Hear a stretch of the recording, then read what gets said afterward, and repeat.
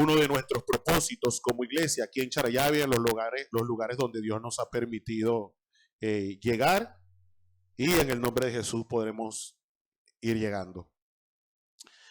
Nuestro propósito, lo voy a repetir, que la próxima vez que voy a hacer esto, como yo siempre lo repito, voy a parar a uno de los ancianos aquí que lo haga por mí. Claro.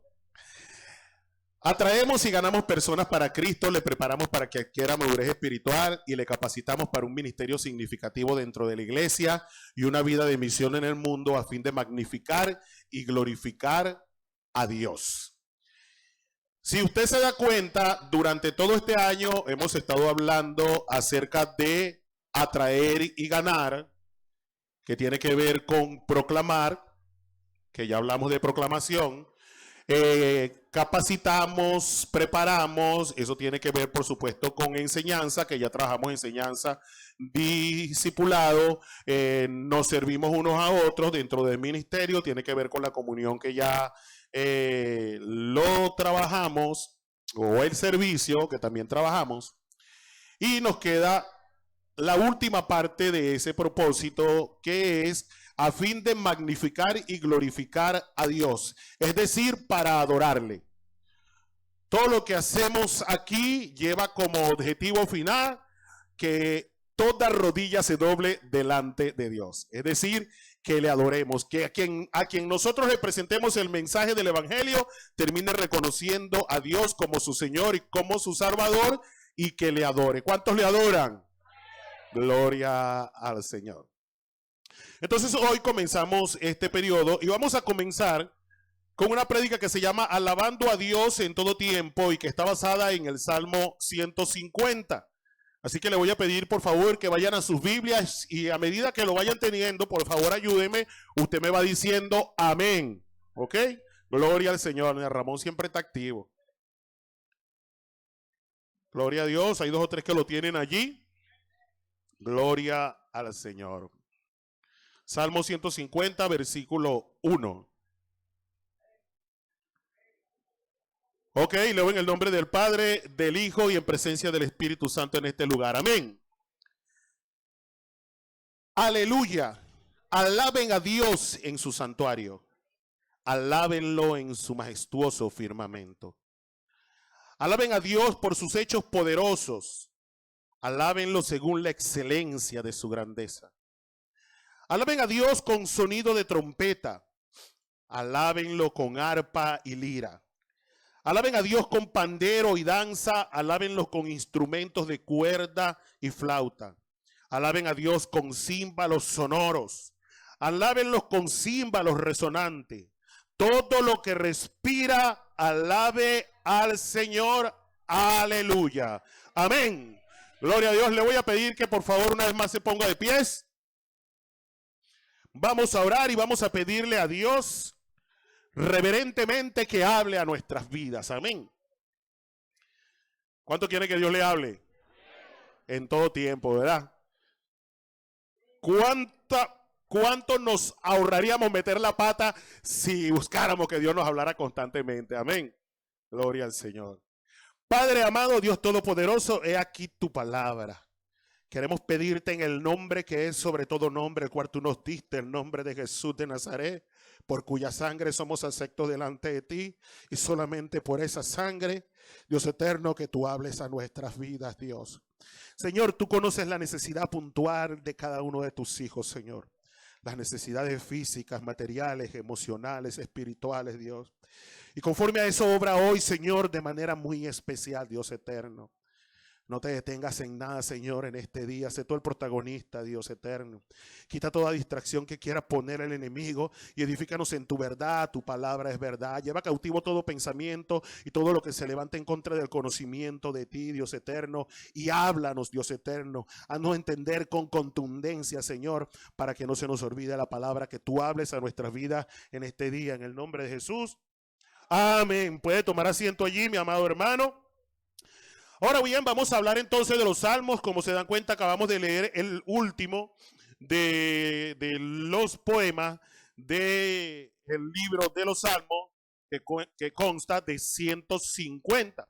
Ahora, los salmos son una colección de poemas, de cantos que expresan alabanza, adoración e invocación a Dios. Principalmente están atribuidos a David en su gran mayoría, aunque hay algunos salmos de Asaf, de los hijos de Coré, hay algunos se le adjudican a Salomón, incluso algunos a Moisés, y eran considerados parte fundamental de la oración y de la adoración en la tradición judía, y aún en tiempo de los primeros cristianos, a menudo se componían para ser cantados con música.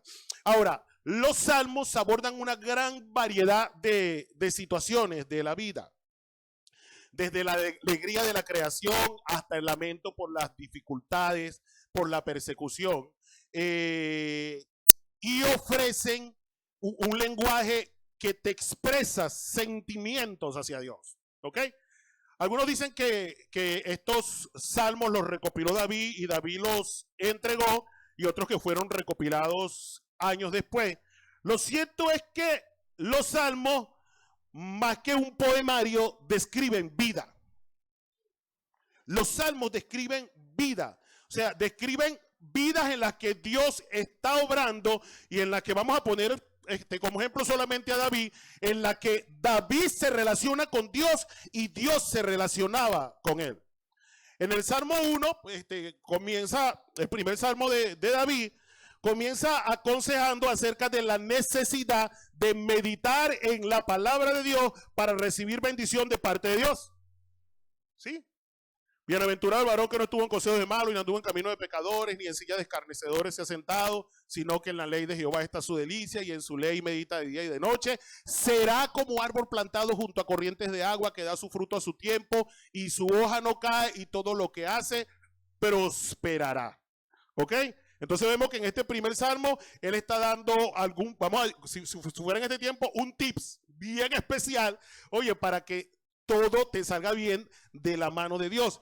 Pero ya en el capítulo 2, capítulo 3, capítulo 4, vemos a un hombre volcando su corazón, donde le dice, oye, le pregunta a Dios por qué la gente se amotinaba contra él, por qué tramaban contra su ungido. Y aunque hoy nosotros vemos estos salmos desde el punto de vista mesiánico o profético, que decimos que él estaba hablando de Jesús y ciertamente apuntaban a Jesús, oye, primeramente estaba hablando de su corazón. Él era un rey ungido por Dios, oye, y la gente sentía persecución, pero lo que quiero que vean es esto, es que en medio de esos salmos, David está hablando con toda la sinceridad de su corazón a Dios. En el capítulo 3, en el capítulo 4, vemos las reacciones de él en relación también a situaciones de persecución, donde él no puede más que decir, oye, no importa, me están persiguiendo, me quieren matar, pero dice, en paz me acostaré y así mismo dormiré, porque solo tú, Jehová, me haces vivir confiado. ¿Cuántos han dicho eso en alguna oportunidad? Amén. Pero de pronto nosotros lo decimos desde la paz de nuestro hogar, en nuestra camita. David no estaba en su camita. David la estaba pasando bien difícil, pero sin embargo él decía, confiando en Dios, en paz me acostaré y asimismo dormiré, porque solo tú, Jehová, me haces vivir confiado. Supongamos que a David le hubiesen dado un diagnóstico de que tiene, voy a llevarlo al extremo, cáncer. Igual ese hombre hubiese dicho, en paz me acostaré y asimismo dormiré, porque solo tú, Jehová, me haces vivir confiado. Ponte que ese hombre hubiese abierto la nevera en la noche. Bueno, esto está vacío. ¿Qué le voy a dar a mis hijos mañana? En paz me acostaré y asimismo dormiré, porque solo tú, Jehová, me haces vivir confiado. Tuve un problema tremendo en medio de mi casa, de mi familia, no sé cómo resolverlo, pero en paz me acostaré y asimismo dormiré, porque solo tú, Jehová, me haces vivir confiado. ¿Cuántos dicen amén? Gloria, aplauda al Señor, gloria a Dios, porque es su palabra, amén. Pero fíjese algo. David expresa entonces momentos de tristeza, momentos de dificultad, pero también expresa muy buenos momentos, momentos en los que él expresa cómo se relacionaba con Dios. De madrugada te buscaré, de madrugada oirás mi voz. Eran expresiones de David. Entonces, lo que yo quiero que usted vea es que en medio de los salmos hay una vida que se está desarrollando con momentos difíciles, con momentos de alegría, con momentos en los que, como decía nuestra hermana Naira en medio de la dirección, oye, estaba arriba, pero había momentos en los que estaba abajo. Pero al final de todo esos salmos, al final de toda esa vivencia, entra el Salmo 150, escrito por David, que es una doxología. Y una doxología es una exaltación y alabanza a Dios. Es glorificación a Dios. Es como que David dice, después de todo esto, oye, pasé malos momentos, pasé buenos momentos, pasé tristeza, pasé angustia, pasé persecución, pero al final del día yo alabo a Dios. En los salmos, gloria al Señor. En los salmos, los salmos los dividieron por alguna razón en 5 partes. Y cada final de esas partes, o sea, del Salmo 1 al 41 hay una división, del Salmo 42 al 72 hay otra división, del Salmo 73 al 89 hay otra división, y del Salmo 90 al 106 hay otra división, y del 107 al 150 hay otra división. Y al final de cada una de esas divisiones hechas hay una doxología. O sea, a lo largo de la historia de los salmos hay una doxología, un engrandecimiento y una alabanza y una bendición a Dios. ¿Sabes qué? Así debe ser nuestra vida. No importa cuál sea el momento, no importa cuál sea el tiempo, no importa cuál sea la situación. Durante nuestra vida nosotros debemos estar alabando a Dios. Durante nuestro día nosotros debemos alabar a Dios y glorificar a Dios. ¿Es fácil? A veces no es fácil. Pero lo decía hace rato en la cena del Señor. Alaba, alma mía, a Jehová, y no olvides ninguno de sus beneficios. Amén. Ahora bien, en medio de esta doxología, o este engrandecer a Dios que traza David en este Salmo 150, pudiéramos decir que bueno, que lo hizo fue quien lo recopiló, pero con toda propiedad decimos que fue Dios. Amén. Porque lo que está aquí escrito es inspirado por Dios. Y la forma en la que se organizó, aunque no fueron inspirados los versículos y los capítulos ni nada de eso, hermano, quien permitió que eso pasara fue Dios. ¿Sí? Así que este salmo está aquí al final de todo esto. Oye, porque Dios así lo estableció. Y al final de todo esto, entonces, alaben a Dios en su santuario, alábenlo en su majestuoso firmamento. Y esto lo podemos traducir tranquilamente como que alaben a Dios aquí en la tierra donde Él habita y alábenlo también en el cielo donde Él habita. Amén. Ahora, es importante notar que cuando David habla de alabar a Dios en su santuario, mucha gente escribe incluso que él se refería al templo en Jerusalén. Ojo, cuando David escribe eso, el templo de Jerusalén no estaba. ¿Sí? Entonces no está hablando, para ese momento cuando él escribe, él no está hablando de ese santuario. Pero sí estaba hablando del lugar donde moraba el arca del pacto. ¿Ok? Dependiendo de cuando lo haya escrito David, puede haber sido en Silo, donde había un tabernáculo que estaba el arca del pacto, que ese era su santuario, y dice, alaben a Dios en su santuario. O puede haber sido cuando él lo llevó a Jerusalén, que no se describe exactamente en qué lugar, pero él también levantó un tabernáculo o tienda para que el arca del pacto estuviera allí, y ese venía a ser entonces el santuario. El santuario era entonces el santuario, valga redundancia, porque allí estaba la presencia de Dios. ¿Sí? Cuando el templo de Salomón se construye, ¿ok? Ese lugar viene a ser el santuario porque la presencia de Dios, 3 veces santo, viene a habitar en ese lugar. Amén. Muy bien. ¿Cuál es el santuario ahorita?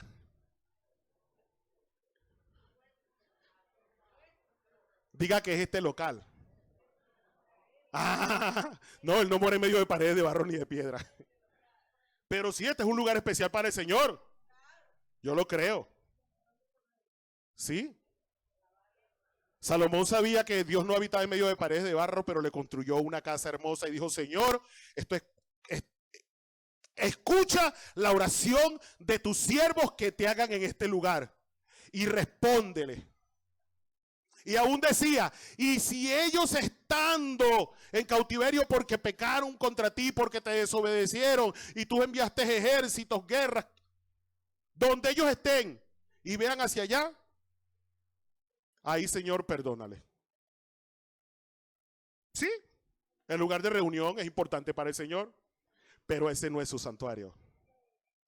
Su santuario ya varios lo dijeron. ¿Cuál es? Ajá, dígalo ahí, Roberto. Exactamente así se responde, yo.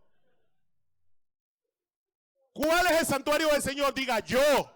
Si usted lo es, si no, no lo diga, no mienta. Diga yo soy el santuario. ¿Por qué? Porque la palabra dice que somos templo y morada del Espíritu Santo de Dios. ¿Cuántos lo son? Gloria a Dios, un aplauso al Señor. Entonces yo soy su santuario. Miguel es su santuario. Génesis es su santuario. Azaro es su santuario. ¿Por qué? Porque en ellas mora la presencia de Dios. Ahora dice, alaben a Dios en su santuario. Ajá. Pregunto, ¿el santuario está alabando a Dios? Ah, sí. En todo tiempo el santuario está alabando a Dios. Está haciendo cosas que son alabanzas a Dios.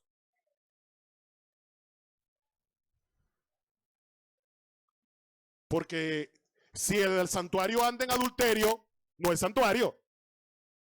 Así de sencillo. Si anda en fornicación, no es santuario. Si anda metido en lugares donde no estaría Dios porque se está cometiendo pecado, entonces no es santuario. No estás alabando a Dios. Y lo primero que expresa el salmista es, alaben a Dios en todo lugar, como se alaba en el cielo, en la tierra. En la magnificencia de tu firmamento. Bueno, si nosotros leemos Isaías capítulo 6, vamos a decir, Cristian lo consigue por ahí, versículos 1, 2, 3, por allí, Cristian, vemos cómo es la adoración en el cielo. Y cuando nace el Señor Jesús, habla que hay unos pastores que están cuidando las vigilias de la noche y se aparece un ángel de pronto, oye, y les dice que ha nacido el Mesías, el Rey esperado. Y en lo que él da esta noticia, dice que se aparecen huestes, miles de ángeles que adoraban al Señor y decían, santo, santo, santo. Esa es la adoración celestial. Ahora, hay un reconocimiento de mí con mis acciones, con mi andar, donde yo esté, de que el Señor es santo, santo, santo. No responda, es retórica.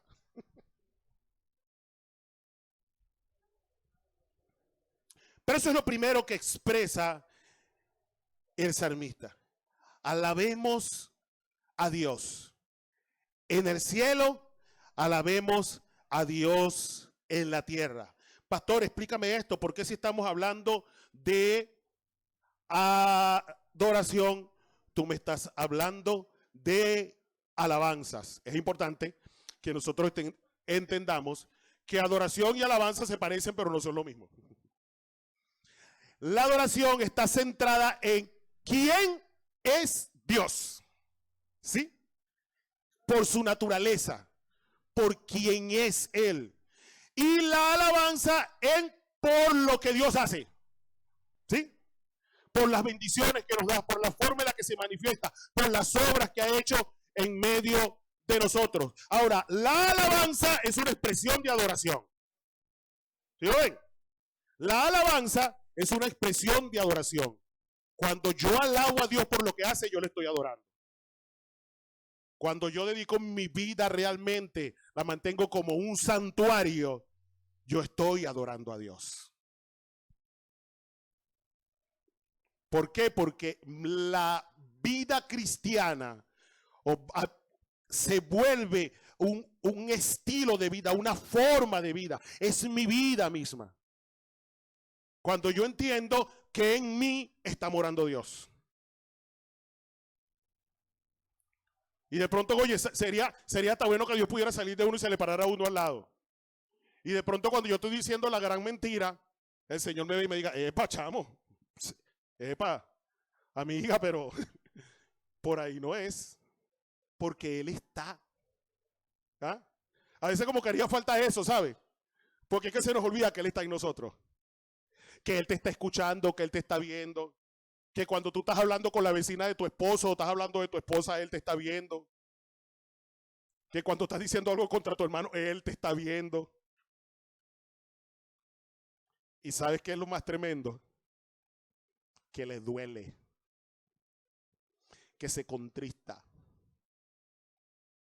Que ese Espíritu Santo de Dios que está allí en ti y el que tú debes alabarle y manifestarlo con voces de júbilo, está triste. ¿Por qué? Porque no ves tu cuerpo o tu vida como un santuario. Mire, la Biblia muestra 3 interacciones con el arca que representaba su presencia, ¿no? Y me llama mucho la atención esto y no quería dejar de compartírselo.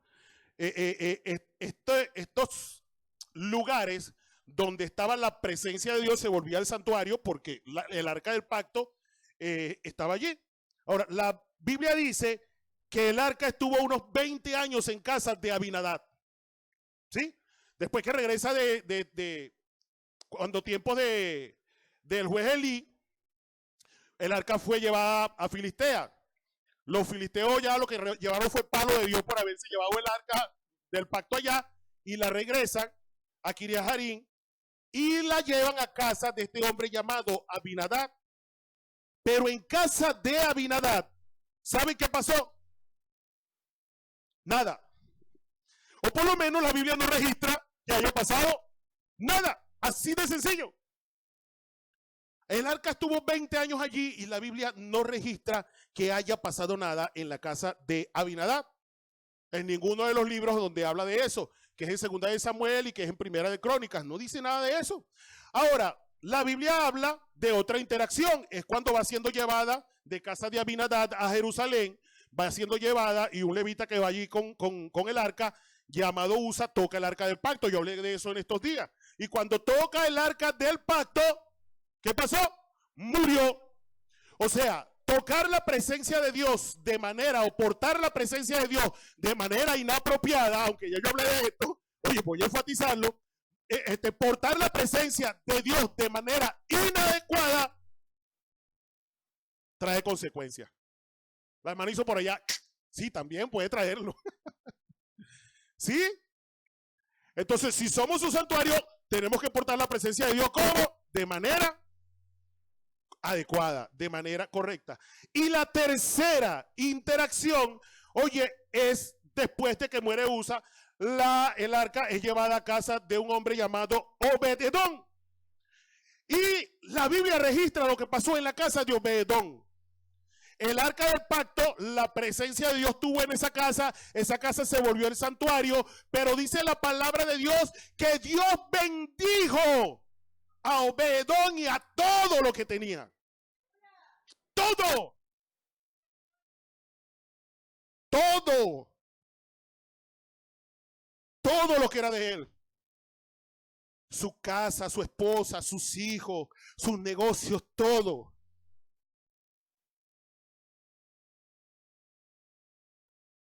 Uno se pregunta por qué. ¿Usted cree que él trató la presencia de Dios igual que Usa? ¿Sabe? Escuchaba un comentarista, esto no está en la Biblia, pues lo voy a aclarar, pero él decía algo y me llamó mucho la atención. Él decía que 20 años estuvo el arca allí y que de pronto Abinadab se acostumbró a ver el arca allí y que de pronto los hijos crecieron viendo el arca allí como un objeto más dentro de la casa. pero que cuando llegó a Obed-Edom entendió que eso era Dios que estaba allí. ¿Sabe? Y por eso pasa que muchas veces cuando nosotros llegamos al Señor, wow, el fuego arde en nuestros corazones.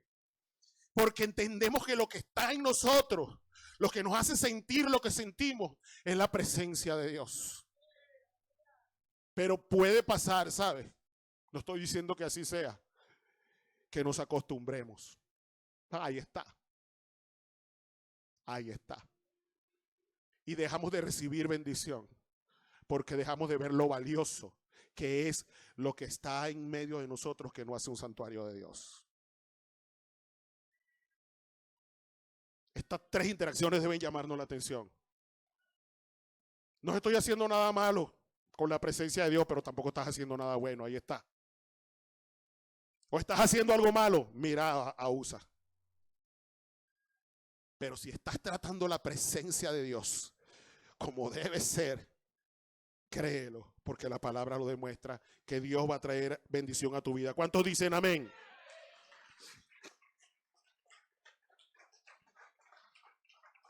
Alabemos a Dios por su grandeza, por lo grande que es. La primera presentación de Dios, de Jehová, está en Génesis capítulo 17, versículo 1. Yo soy el Dios todopoderoso. Anda delante de mí y sé perfecto. Todopoderoso es Shaddai, el que todo lo puede, el omnipotente. Ese es el tamaño de su grandeza. Ahora, me impacta la asociación que hace Dios mismo. Yo soy Jehová, el todopoderoso. No hay nada que yo no pueda. No hay nada, Valentina, que Dios no pueda. No hay nada. A veces es difícil. Voy a hablar de los jóvenes. Ya que mencionó a Valentina. Nos graduamos, ¿verdad? En la universidad y conseguimos, empezamos y se hace difícil, ¿verdad? Se hace difícil. Pero tu Dios es el Dios todopoderoso. No hay nada que Él no pueda. No hay nada que Él no pueda. Esa es su presentación. Ese es el tamaño de su grandeza. Pero lo que me impacta es la asociación que hace Dios. Yo soy el Dios todopoderoso. Anda delante de mí y sé perfecto.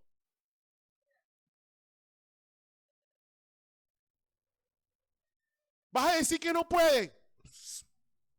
Si es en mi nombre, yo soy Dios todopoderoso. Jesús le dijo a sus discípulos: toda potestad me es dada en el cielo y en la tierra. Por tanto, vayan. ¿Qué tenían que entender ellos? Que era en el nombre que es sobre todo nombre, el más grande que hay sobre la tierra, que ellos iban a movilizar. Ahora, muchas veces desestimamos el todo lo puedo en Cristo que me fortalece, porque está metido dentro de un contexto donde si usted de verdad no sabe aguantar hambre, no sabe aguantar escasez y necesidad, entonces usted no puede decir todo que lo fortalece, que todo lo puedo en Cristo que me fortalece. Bueno, yo le voy a decir algo. Sí, declare eso con sus labios. Todo lo puedo en Cristo que me fortalece, porque mi Dios es todopoderoso. Quien me respalda es el Dios todopoderoso. Quien va delante de mí es el Dios todopoderoso. Yo no tengo fuerza, pero Él sí. Por eso todo lo puedo en Cristo que me fortalece. Todo lo puedo en Él. Y por eso le alabo. Por eso le alabamos. Porque lo que nosotros no podemos, Él sí puede. Él le dijo a su pueblo más de una vez: está quieto y ve la salvación de Jehová. No habrá para que peleen ustedes. ¿Por qué? Porque Él es grande. Los impíos, no me gusta usar esta palabra, pero hoy quiero que la cosa suene contundente. Los impíos reconocen la grandeza de Dios. Le reconocen. Si nosotros nos vamos al Antiguo Testamento, cuando el pueblo de Dios cruzó el Jordán y y Josué envió los espías a Jericó, que se encontraron a Rahab le dijo: el temor de su Dios ha llegado a toda esta tierra y todos están temblando por causa de su Dios. ¿Conocían quién era el Dios de los israelitas? Sí sabían. Habían visto sus obras y habían visto sus maravillas. Las habían visto. O las habían escuchado. Habían escuchado de ellas. Habían escuchado y las creían. Voy a rectificar, sí, no las habían visto. Las habían escuchado y las creían. Ahora, ¿sabes qué? Nosotros la hemos visto. La hemos visto. Nosotros la hemos visto. Nosotros la hemos visto. Pero lamentablemente pasa igual. La gente allá afuera reconoce el poder de Dios, pero a veces nosotros no. Un hermano llegó y pecó contra Dios y se apartó. Se apartó y sintió, leyendo Hebreo, donde dice que ya no puedes matar a Cristo otra vez y esto y aquello. Entonces, no recuerdo ahorita exactamente el pasaje. Pero leyendo ese pasaje, él sintió una condenación tan terrible en su corazón que me perdí. Hebreo, di gracias, mi amada hermana. Sintió esa condenación tan terrible que me perdí. Le fallé a Dios y me perdí. Y un día dice él que él estaba con un compañero de trabajo y va pasando un camión cargado de aleluyas. Los hermanos bien gozosos que iban para un culto en su camión ahí tocando pandereta y cantando. Y él y que dice, allí estuviera yo. Y el compañero le dice, ¿y por qué no estás? No, porque yo le fallé a Dios. Y fíjate lo que le dijo el compañero que no era cristiano. Pero si tú me hablabas tanto del amor de Dios y que Dios era misericordioso, Dios no te va a perdonar si tú le fallaste. Había conocimiento en aquel, pero él no lo estaba entendiendo. Y a veces pasa. A veces la gente tiene que recordarnos en medio de la necesidad que nuestro Dios es el proveedor. A veces la gente tiene que recordarnos, aunque no creen en Dios, que Él es nuestro sanador en vez de que nosotros se lo prediquemos a ellos.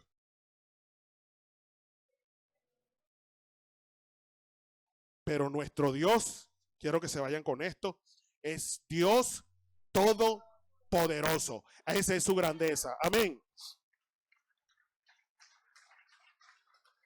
Alabemos a Dios por sus obras. Wow.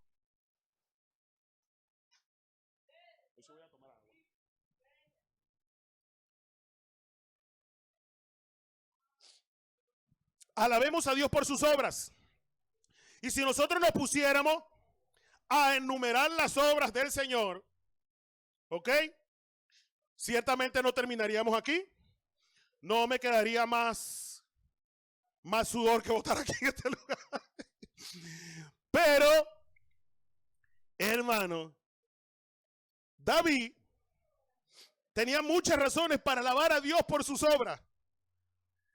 Cuando nosotros vemos los salmos, había muchos momentos de angustias en la vida de David, pero al final siempre reconocía cómo Dios lo libraba.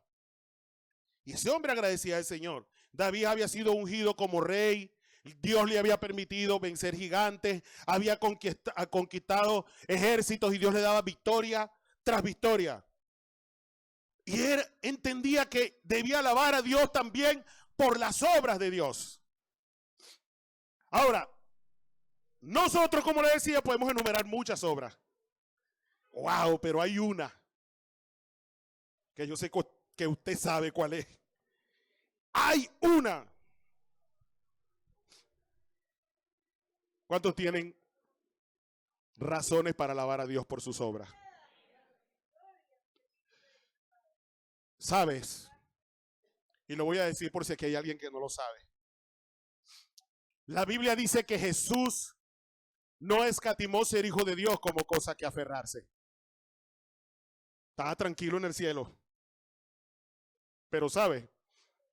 Yo no me voy a ir a 2000 años atrás. Vio el pecado de Harry.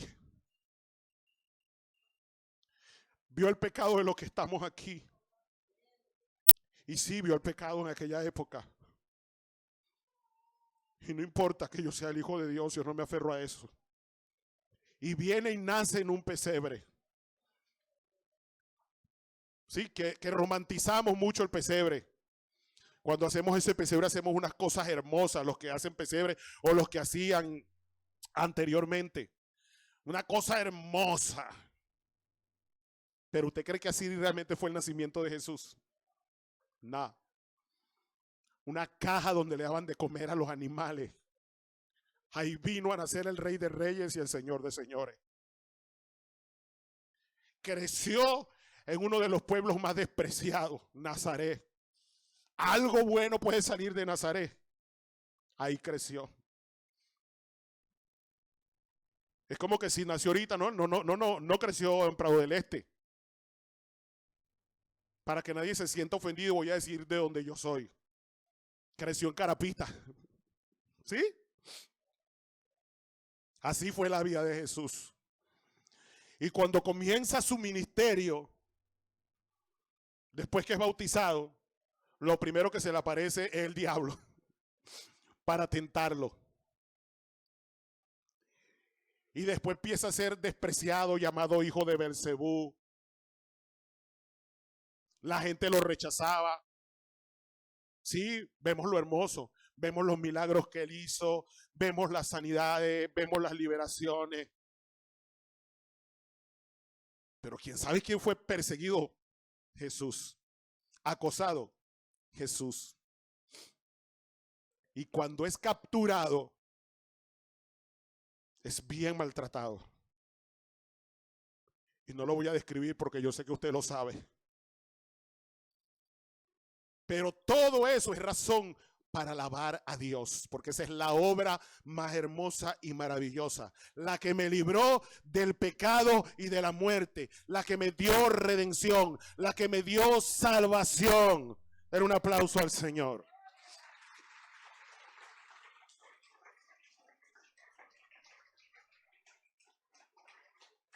Y además de eso, dice la palabra del Señor, que el que no escatimó ni a su propio hijo, sino que lo entregó por todos nosotros, ¿cómo no nos dará con él todas las cosas?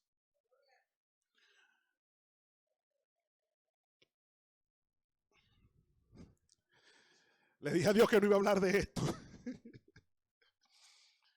Porque ya mi hijo es un adolescente y no le gusta mucho cuando hablo de él. Pero Dios hace cosas hermosas y maravillosas. Cuando nosotros llegamos a esta iglesia, mi esposa estaba embarazada.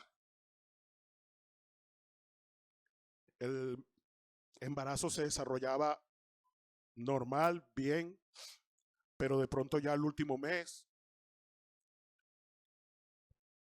le dicen que tiene que permanecer en cama porque el embarazo es de alto riesgo. Y mi esposa tiene que estar ese último mes con los pies hacia arriba, acostada en esta posición. Y por alguna razón, Santiaguito se volteó. Imagino que como la gravedad estaba hacia allá, se volteó y la cabeza quedó hacia arriba y quedó podario con los pies hacia el útero. Si aquí hay algún doctor aquí, puede entender lo que digo. Pero resulta que cuando llega el momento del nacimiento de Santiago, nos dan un diagnóstico bien delicado. El niño tenía hipotonía generalizada producto de una hidrocefalia, retención de líquido, tuvo complicaciones para nacer y tenía esa hipotonía generalizada que era lo que se llama el síndrome del muñeco de trapo. O sea, todas sus extremidades eran su cuellito, no tenía dominio sobre su cuerpo. Le mandan a hacer todos los exámenes, resonancia magnética, tomografía, eco cerebral, todos los análisis arrojaban lo mismo. Que habría que ponerle una válvula para drenarle líquido, pero que su condición no iba a mejorar mucho. Y a los 11 días cuando se acaban los reales en la clínica, nos los entregan para que vayamos al hospital de niños y nos dicen, bueno, se lo vamos a entregar para que ustedes aprendan ya a vivir con él bajo esta condición. Su tiempo de vida no va a ser mucho bajo esta condición. Y fuimos al hospital de niños. Mi esposa había sufrido muchísimo durante ese tiempo, durante esos días, porque el estrés hacía, y como Santiago no succionaba, no tenía fuerza para succionar, mi esposa todavía no producía leche. Entonces en el hospital de niños dicen que no se le puede dar fórmula entre ir y venir a clínicas haciéndole análisis a mi hijo. A mi esposa se le fueron unos puntos y nos dicen entonces que ella tiene que quedarse toda la noche allí, sentada en un banco de madera, para que cuando el niño tuviera hambre, ella le diera de amamantar, y nosotros entramos en crisis, pero si Consuelo todavía no produce leche. Uno de los retenes estaba contaminado, entonces iban a colocar 2 niños por cuna, y yo me acuerdo que le dije a mi esposa, mi amor, yo me niego a creer que esto sea lo que Dios quiere, chica, que pasemos por todo esto. Ya la iglesia estaba orando, no sé cuántos se acuerdan en ese tiempo, de los que estaban en esa época aquí, la iglesia estaba orando por Santiago porque sabían de las complicaciones. Y yo decidí sacar al niño del hospital.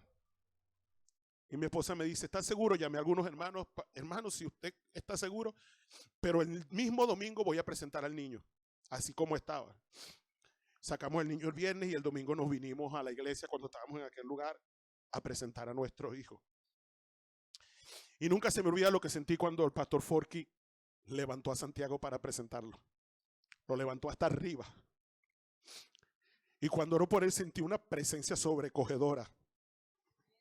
Creí de verdad y creo que Dios estaba en ese lugar.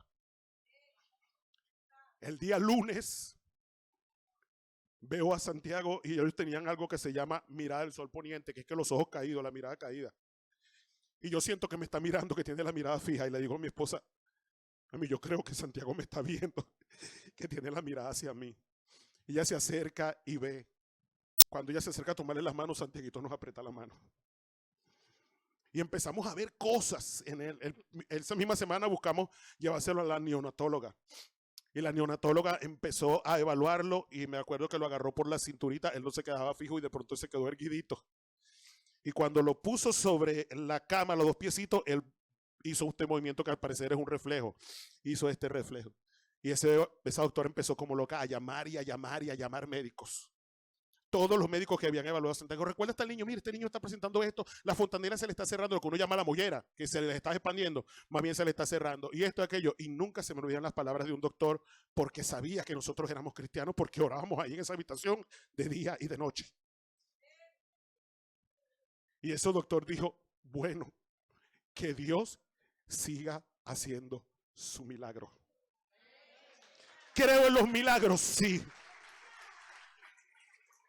Dios hizo milagros ayer, Dios hizo milagros en ese tiempo, Dios tiene milagro para ti también. Y te voy a decir algo que siempre dice mi esposa. Un texto que ella siempre me recuerda. Dale gracias a Dios como si lo hubieses recibido y te vendrá. Eso lo dice la Biblia. Así que dale gracias al Señor desde ya por lo que le estás pidiendo.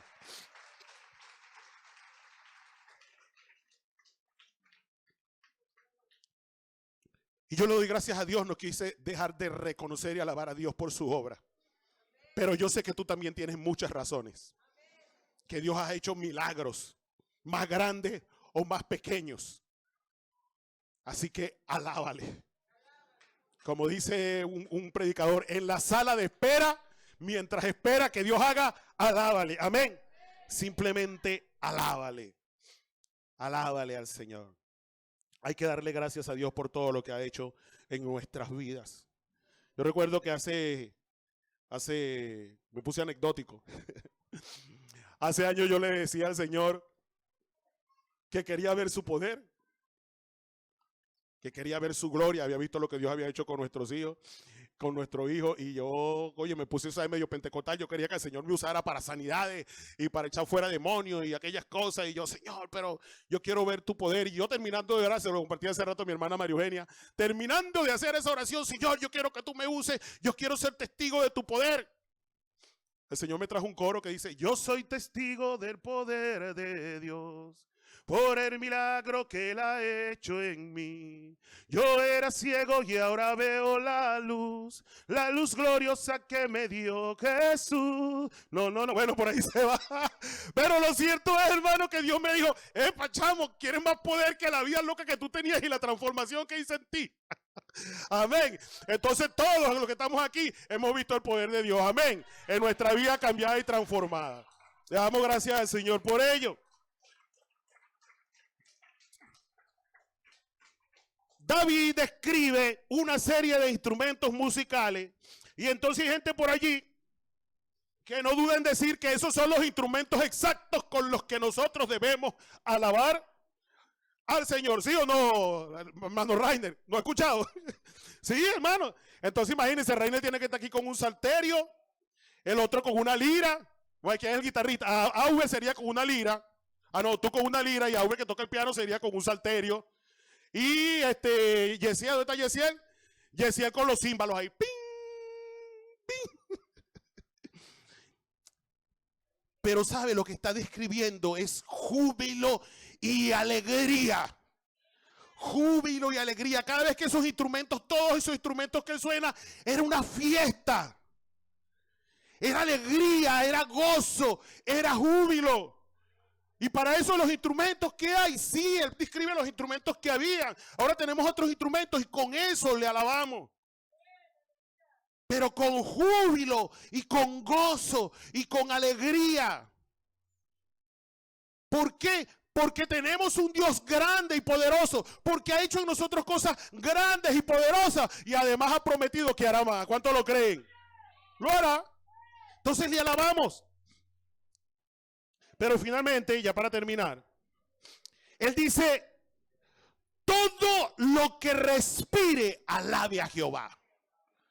Todo lo que respire, alabe al Señor. La Biblia declara en Juan capítulo 1, versículo 3, cuando Juan está haciendo la presentación de Jesús: todas las cosas por Él fueron hechas, y sin Él nada de lo que ha sido hecho fue hecho. Y si usted todavía no tiene razones para alabar a Dios, porque de pronto usted está aquí, usted no es creyente. Bueno, yo todavía no alabo a Dios por la salvación, porque yo no creo mucho en eso. Bueno, yo te voy a decir algo. La Biblia dice que todas las cosas por Él fueron hechas, y sin Él nada de lo que ha sido hecho fue hecho. Y tú le das gracias a tu vida, por tu vida, a papá y a mamá. Sí, está bien, pero primero dásela a Dios. Porque sin Él tú no hubieses sido hecho. Sin Él no estuvieras aquí. Créalo o no. Sin Dios, ninguno estuviéramos aquí. Todo lo que ha sido hecho por Él fue hecho. Y sin Él, nada de lo que ha existido fuera hecho. Por eso es que todo lo que respira debe alabar al Señor. Romanos 11:36, porque de Él y por Él y para Él son todas las cosas. Esto es una doxología que escribe Pablo también. A Él sea la gloria por los siglos de los siglos. Amén. Al final Él exalta a Dios. Quiero terminar con esto, amada iglesia. Hay otra canción, nueva canción, que dice: yo te alabo con el corazón. ¿Sí se acuerdan? ¿Sí se acuerdan? ¿Cuántos se acuerdan, para ver? Levante la mano para ver. Bueno, pero entonces yo no la voy a cantar solo. Vamos a cantarla juntos, pues. Yo te alabo con el corazón, yo te alabo con mi voz, yo te alabo con el corazón, yo te alabo con mi voz. Y si me falta la voz, yo te alabo con las manos. Y si me faltan las manos, yo te alabo con los pies. Y si me faltan los pies, yo te alabo con el alma. Y si me faltara el alma, es porque me fui con Él. Gloria a Dios. Oye, nada, hermano. Coro hermoso, vale. ¿Dónde está el ministerio de alabanza? Ustedes no se gastan un coro como este. Ah. Gloria a Dios. No, Dios bendiga el coro de nuestra iglesia. De verdad que sí. Bueno, fíjense algo, yo les voy a confesar algo, chicas. ¿Sabe qué canción a mí no me gustaba esa? No me gustaba, ahora sí. No me gustaba porque yo decía, ¿cómo es posible, chicos, que si tú le sirves a Dios, que si tú alabas a Dios, cónchale, te van a faltar las manos? ¿Ah? Pero no solamente conforme con eso, entonces, oye, también te van a faltar los pies para alabarle. Entonces ya la cosa se iba poniendo más chiquita. ¿Ah? Y me va a faltar la voz, me va a faltar los pies. Oye, Señor, no me lo pongas tan fácil, tan difícil. ¿Ah? Pero ¿sabes qué? Un día escuché el testimonio de un salmista. Y él decía que su abuelo estaba en la clínica. Su abuelo estaba muy mal, ya estaba en sus últimos días, con una máscara de oxígeno. Y él fue a visitar a su abuelo con su guitarra y comenzó a cantar una canción. No le voy a decir cuál es, no sé, así que no voy a cantar más. Pero él dice que mientras él estaba cantando, tocando la guitarra y comenzó a cantar, su abuelo empezó a intentar quitarse la máscara de oxígeno. Y él le dijo, abuelo, no te la quites, no te la puedes quitar. Y él le dijo, hijo, yo quiero alabar al Señor con mi último aliento. Y se la quitó y como pudo cantó. Y cuando escuché ese testimonio, vino a mí esta canción que cantamos ahorita. Y le dije, Señor, yo también con mi último aliento quiero alabarte. Aunque ya no tenga nada, llega el momento que no tenga nada. Yo quiero alabarte. Yo quiero adorarte.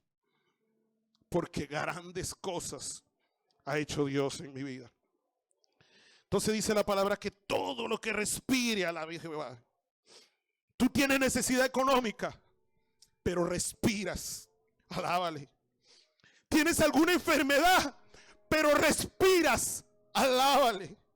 Tienes problemas en la familia, pero respiras. Alábale.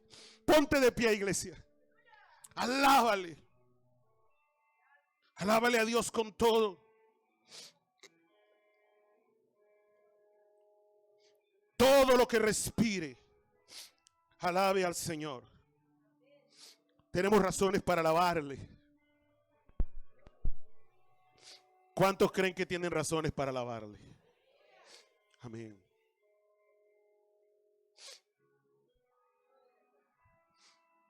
Quiero que cantemos, muchachos, creo en ti, ¿sí? ¿Dónde está Arnaí por allí? Rubén.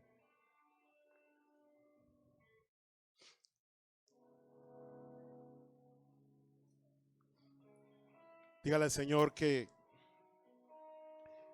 le alabamos porque creemos en Él. Creemos en sus promesas.